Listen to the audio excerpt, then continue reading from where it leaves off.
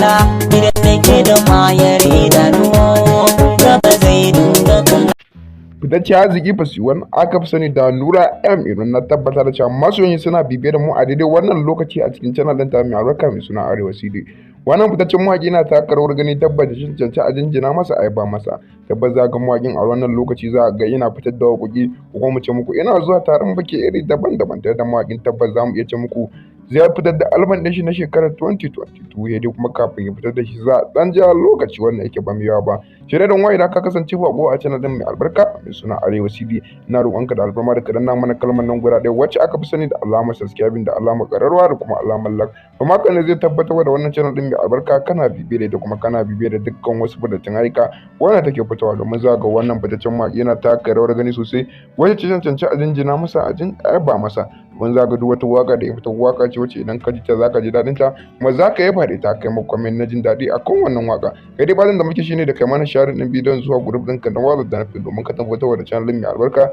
kana bibiye da ita kuma kana bibiye da dukkan wasu fitattun ayyuka wanda take fitowa. Domin za ga wannan fitaccen mawaƙi tabbas ya taka rawar gani wacce cancanci a jinjina masa a yaba masa a bashi kalmar yabo da duba da yadda ya fitar da waƙoƙin shi iri daban-daban kuma sun yi wanda suke bibiye da shi tabbas sun saurari wannan waƙoƙi kuma sun ji daɗin su kuma sun yaba da su. Kai dai fatan da muke shine da kai mana sharing ɗin bidiyon zuwa group ɗinka na WhatsApp da na Facebook.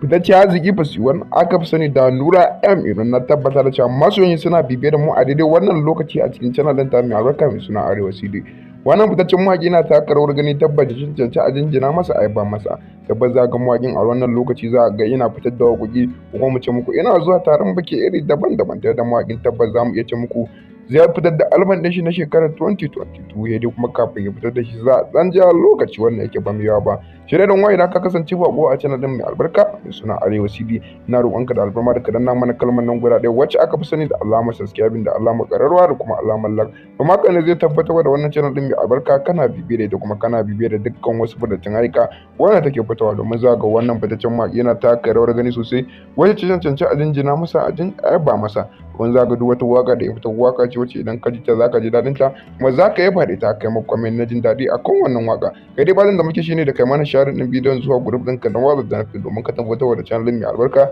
kana bibiye da ita kuma kana bibiye da dukkan wasu fitattun ayyuka wanda take fitowa domin za ga wannan fitaccen mawaƙi